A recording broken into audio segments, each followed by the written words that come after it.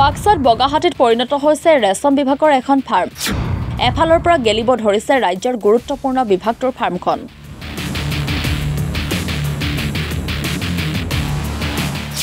এই দৃশ্য বাক্সাৰ মুছলপুৰ মহকুমাৰ অন্তৰ্গত পখামৰাৰ ৰেশম বিভাগৰ ফাৰ্ম।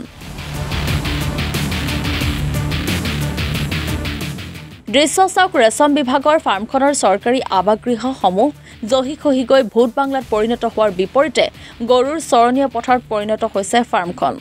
আনফালে ডিৰিং নৈৰ প্ৰবল গৰাখহনীয়াত ইতিমধ্যে ৰেশম বিভাগৰ ফাৰ্মখনৰ প্ৰায় 10 বিঘা ভূমি নৈৰ বুকুত জাহ যোৱাৰ পিছত চকুমুদা কুলি বাক্সা জিলাৰ ৰেশম বিভাগৰ কৰ্তৃপক্ষ।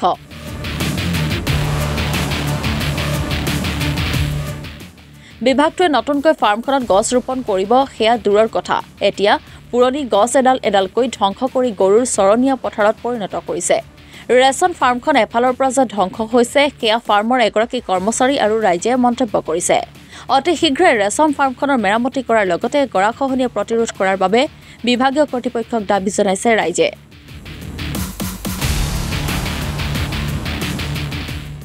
যি ফাৰ্মত এৰী পলু পালন উৎপাদন হ'ব লাগে সেই ফাৰ্ম এতিয়া চৰণীয়া পথাৰ। এতিয়া এনেকৈ চলিছে বাক্সাৰ ৰেশম বিভাগত ধ্বংসৰ প্ৰতিযোগিতা। এডভান্টেজ আছাম 2.0 অনুষ্ঠিত কৰা অসমৰ ডাইনেমিক মুখ্যমন্ত্ৰী ডক্টৰ হিমন্ত বিশ্ব শৰ্মাই এনে এটা বিভাগৰ বাবে কি স্থিতি গ্ৰহণ কৰিব সেয়া হ'ব পৰৱৰ্তী সময়ত লক্ষণীয়। কি দাদা এটো এৰি ফাৰ্ম কেনেকুৱা অৱস্থাত আছে? এটো অৱস্থা বেয়া এতিয়া এই বস্তুটো মানে ঠিক নহয়। কেনেকুৱা হৈছে?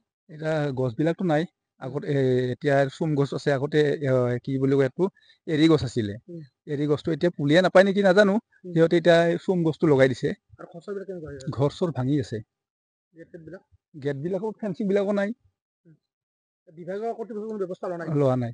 কি ক'ব আপোনাক ৰাইজৰ হকে এতিয়া ৰাইজে কি ক'ম এতিয়া ক'ব লগাখিনি ক'লোৱে লগতে মই ক'ব বিচাৰিম কি এই গছ গছনিবিলাক আৰু নতুনকে ৰুব লাগে। ধ্বংস কোনে কৰিছে এইবিলাক? এতিয়া ধ্বংস এতিয়া কোনে কৰা বুলি ক'ম, বিভাগীয় কৰ্তৃপক্ষই এইটো ধ্বংস কৰিছে আৰু কোনো গুৰুত্ব নাই। মানুহ আহে নে নাহে? মানুহ কৰ্মচাৰী আহে, কৰ্মচাৰী 2জন আছে এতিয়া 2জন আহে। এতিয়া অৱস্থাটো কেনেধৰণৰ? অৱস্থা ভাল নহয়। নদীত মাটি আৰু বহুত গেছি ফাৰ্মৰ মোটামুটি 10-12 বিঘাৰ বেছি গেছি গোটাই বহু এৰিয়া আছিল বহু জাগা বিভাগে কোনো গুৰুত্ব লোৱা নাই। কি দাবী জনাব? এতিয়া এই আমাৰ যিটো বান লাগে এটা মথাউৰি লাগে সেই মথাউৰি দিব লাগে। এতিয়া চকটো এতিয়া নাথাকে এতিয়া এই নদীৰ পৰাই চকটো যাওঁ অৱস্থা। ফাৰ্মখনতো গৈছে নাইয়ে অকণ মাটি আছে ব্যৱস্থা লোৱা নাই। কি নাম আপোনাৰ? মোৰ নাম প্ৰমোদ দাস। কি কাম কৰে আপুনি? মই এমাৰত লেবাৰ। ইয়াত গৰাখনত মাটি কিমান মান গ'ল ফাৰ্মত? সেইটো হিচাপ মই নাপাওঁ কিমান বা হয়। অনুমানিক কিমান গ'ল? অনুমান 20 বিঘামান গেছি 20 বিঘামান গেছি। বিভাগৰ কিবা পদক্ষেপ লৈছে না ইয়াত? আহি আছে যাই আছে চাই আছে। কোনো ব্যৱস্থা লোৱা নাই একো? ব্যৱস্থা লোৱা নাই। খৰচবিলাক কেনেকুৱা হৈছে? খৰচৰ গেলা মানে এনেকৈ ভাঙি ভাঙা চিঙা হৈ আছে কিছুমান আৰু এতিয়া নতুনকৈ কিমান দিন হ'ল? এইটো দেৰি হ'ল অলপ মোটামুটি দেৰি হ'লতো মোটামুটি 2-3 বছৰমান হ'ল আৰু মানে মেৰামতি কৰা নাই?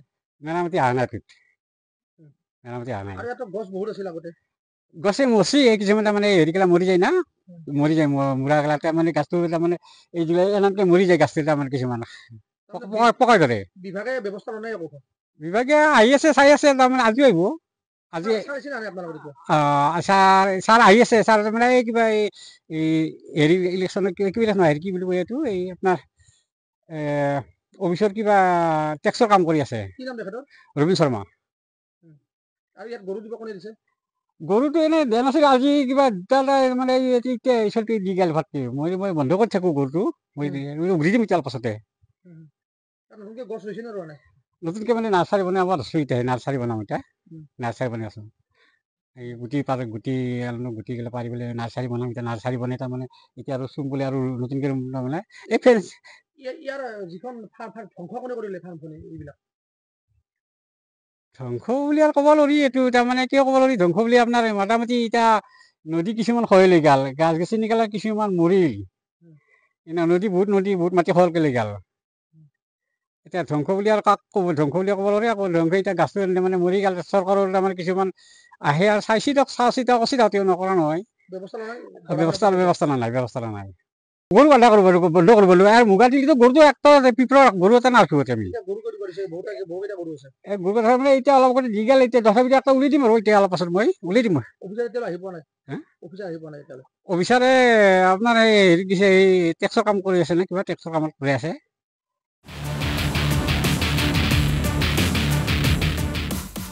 মুছলপুৰৰ পৰা মানস প্ৰতিম চক্ৰৱৰ্তীৰ ৰিপৰ্ট ৰিপাব্লিকানী।